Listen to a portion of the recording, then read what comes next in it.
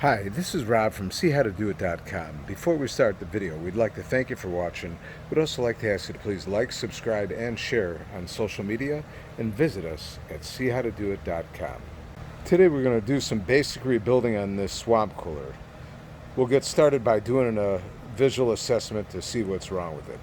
First off, one of the things this cooler will need is a new door, but that's not in the budget for the person I'm fixing it for. So we're going to go ahead and cut a piece of plexiglass in place of the door. It won't cool as well, but it will work.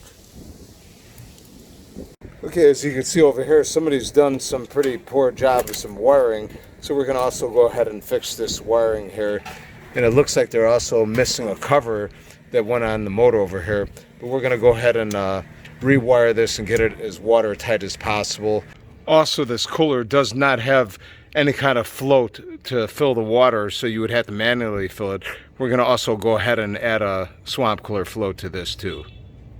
Here, we're going to start off by disconnecting all this poor electrical wiring here. And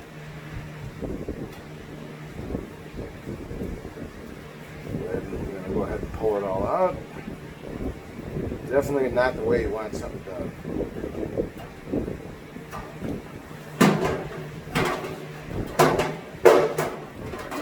Okay, we're going to zoom in on this wiring on the motor here so you can see this a little better. This is a 2-speed swamp cooler. They're only concerned about having the high speed. In red, right over here, this is going to always be your low speed. And this is your common right over here, white. And this is your ground right over here, green. And this is the high speed, the black wire right here, if you can see that. This will be our high speed. So we're going to actually rerun the wires nice and neat and start getting it rewired. Okay, some of this might be a little bit hard to see. Right over here, this is our swamp cooler pump, and they did cut the plug off, so we're going to have to hardwire it just like it was before, but it's going to be done neat. We're going to start by running the pump wires through this hole over here, and we're going to pull it out down over here. So we'll go ahead and group up these wires here a little bit.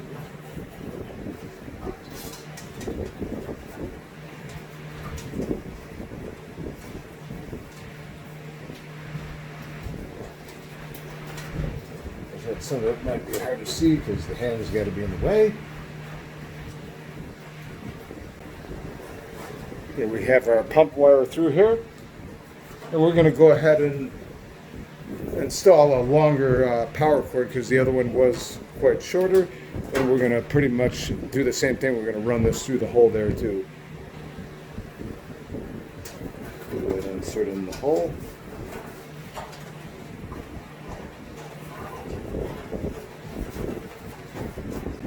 Okay, we're going to go ahead and pull our power cord wire through here. This is definitely a little bit tight now. Okay, that should be enough there. Now we're going to go ahead and wire up all these wires. And if the electrical is something you're not good at, you might want to ask a friend or a neighbor if they're able to help you, because you definitely don't want to have any problems making any kind of fire hazards. So now we're going to go ahead and tie the wires together here.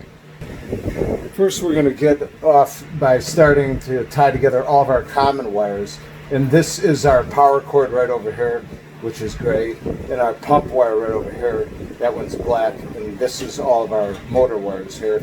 And this is the common right over here for our motor, and pretty much your power wires over here, you could use either one for common, pretty much the same thing for the pump.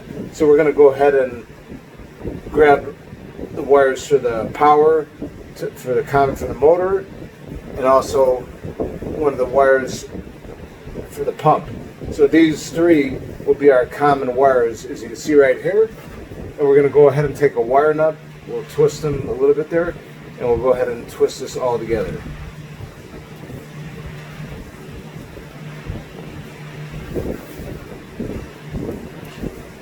And you want this really, really tight. Once you have the wire nut on there, you're going to want to pull on them to make sure none of these wires come out. If any of these wires came out, that means you did not get it on good enough. So now pretty much what we have left, we have this is our power wire right over here.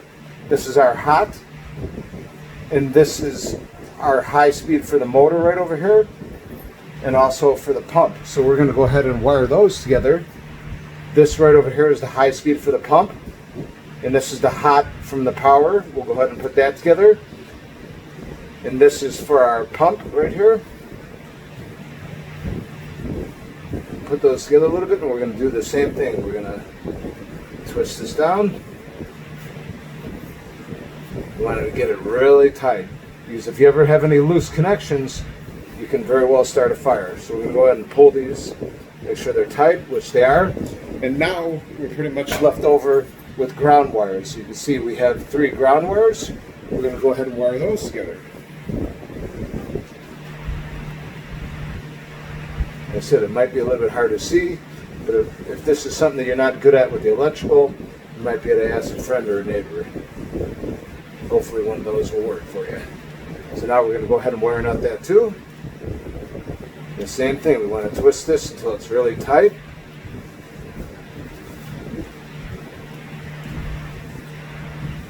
And we're going to do the same thing, we're going to go ahead and pull on it. So now everything is all wired up here. We're going to go ahead and also put a cap on our low speed. Like I said before, they're only concerned about having on the high speed, even though this is a 2-speed swamp cooler. Okay, we're going to go ahead and cap off our low speed wire. And one other thing to make a note of on your pump, if it was cut like this one, if you did happen to have a white wire, you're going to always use your white wire as the common wire. But if they're both the same color, it won't make a difference which one you're going to use for your common wire, but your greens are going to always be ground. So now what we're going to do is we're going to go ahead and tape these off, and then we're going to pull some of the slack back so none of it will be in the way of this squirrel cage over here. Okay, we're going to go ahead and start to tape it off, and you want to get this all nice and tight. This might be a little bit hard to see, so we're going to go ahead and wrap it around. You definitely want this to be pretty tight. You don't want any moisture getting in here, and that's pretty good right there. So we're going to go ahead and break this off. And you're going to pretty much repeat this process for this wire, this wire, and this wire, so we're not going to show you that to save time on the video. We're going to put some kind of clamp over here to hold the wires down. That way, as the air comes out of here, the wires won't be flapping all around. Any kind of clamp that you could get would work. So now we're looking pretty good there. We're ready to move on to the next thing. All right, we're going to go ahead and take this nut off here, and also this other one over here. And pretty much, you're going to want to use a drill bit that's pretty close to the same size, a little bit bigger. But you definitely don't want to go bigger than this over here, otherwise obviously the float's not going to stay in there. So this bit right over here, as you can see, is a pretty good fit. So we're going to use this bit right here to go ahead and drill through the cooler. All right, we're going to go ahead and drill a hole right about over here. You don't want to go too high because you want your float to be able to fit through here, and you don't want it too high, otherwise you wouldn't be able to fit in the nut, and you don't want to go too low because otherwise you won't be able to properly adjust your swamp cooler. So right over here will be a pretty good fit. So we'll go ahead and start drilling right here.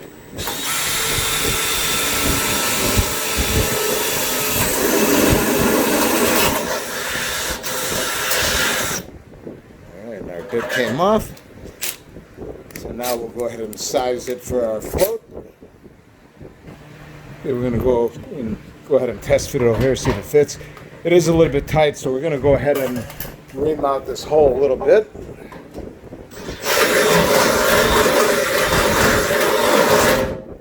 That'll probably be better. We'll go ahead and see if it fits now. All right, now it slides right through. So we're going to go ahead and install our float now. All right, we're going to go ahead and put in our float this way.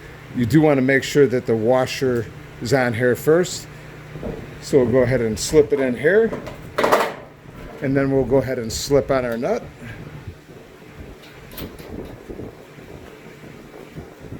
Get it pretty much hand tight, and now we're going to move this to show you the inside.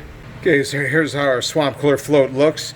You're going to want the float this way, or if you do have room, you could possibly turn this way. It really won't make a difference. But the main thing is, right over here, it might be a little bit hard to see. This is the fill. You want this straight up and down. And once you have that, now you could go ahead and tighten down your nut, and your float is installed, and we'll be ready to fill it with water and adjust the float. And just to show you, we do want the water to be coming probably about right over here. In most swamp coolers, you'll have a water line, so you'll know where to adjust the float, because when we adjust it, we're going to actually bend up on this because the float is all the way down. So we'll bend up on the bar a little bit so the water fills up. So we're going to go ahead and connect our supply line. Before we connect our supply line, we're going to go ahead and remove the drain plug. And we're going to actually put some Teflon on this. The reason why I do that, because when the swamp cooler sits with water, a lot of buildup and scale will get in there, and then you can't get the drain plug out, and then you'll end up cracking this and having to buy a new one. And these are pretty cheap too, but if you're able to put some Teflon on this and be able to get it in and out, you're going to avoid yourself a lot of problems. So we're going to go ahead and put on our Teflon here. Go maybe about 3 times around should be good, and you're going to want to go clockwise around it just like this, and that should be good there. And we're going to go ahead and put back in our drain plug, and now we'll be able to get it out without fighting it and taking the chance of cracking it when we want to drain our cooler. One of the easiest ways to connect your swamp cooler to water is with this right over here. All this is a 1/4 inch supply line to a 3/4 inch swivel hose adapter. So we're going to go ahead and connect this to our swamp cooler, which is right over here.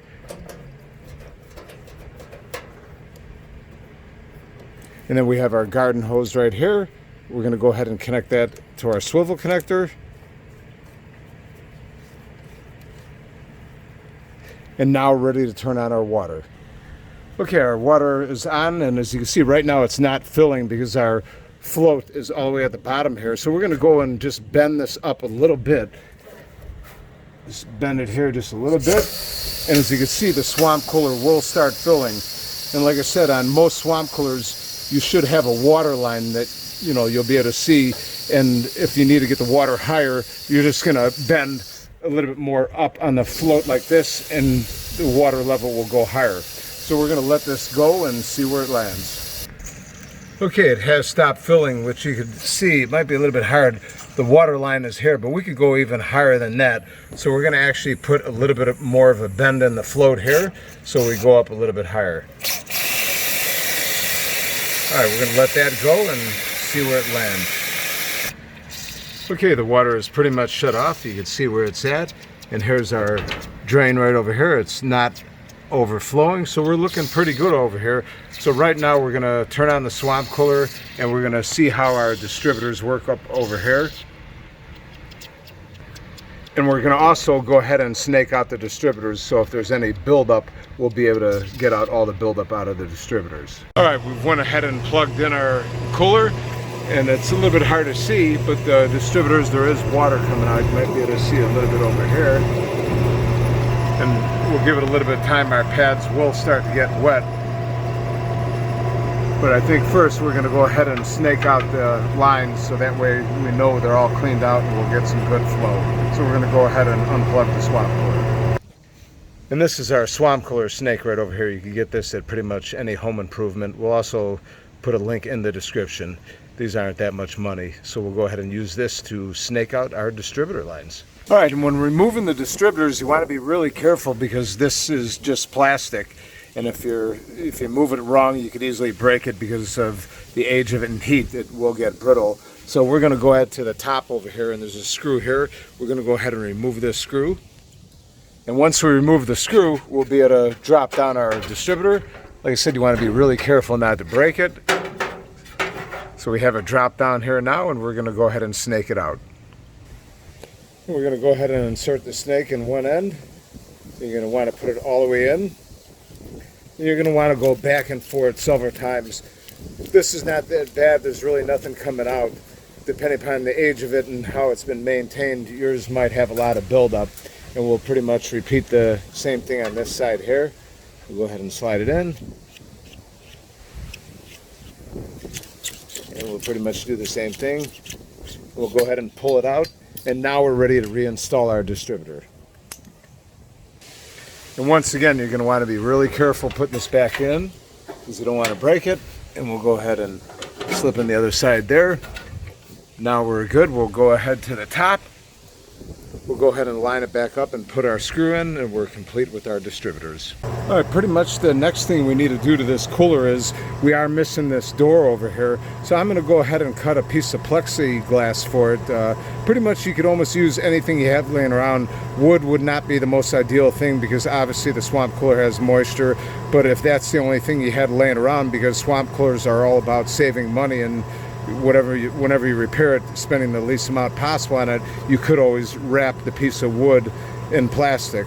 But ideally that's not the best way of doing it, but whatever you have to do to save money. I happen to have plexiglass laying around, so we're going to go ahead and cut a piece for that. And pretty much what I'm going to do, I'm going to take a tape measure, I'm going to measure between hair and hair, and also it's going to go up about a half an inch up here, and it'll sit just at the bottom over here. So we're going to go ahead and cut the piece of plexiglass. We're not going to show that to save time in the video, so we'll go ahead and cut the plexiglass and get that installed. All right, we've pretty much cut the piece of plexiglass to size like we showed you, but we did add in a screw here and a screw down over here. So as we slip it into position up here, we're able to grab onto the screws and slip it into the position, and it pretty much fits there. And you know, pretty much a swamp cooler is about saving money, so to buy a door for an old cooler like this would not be feasible. So once again, we'd like to thank you for watching. Please like, subscribe, and share on social media, and visit us at seehowtodoit.com. Thank you.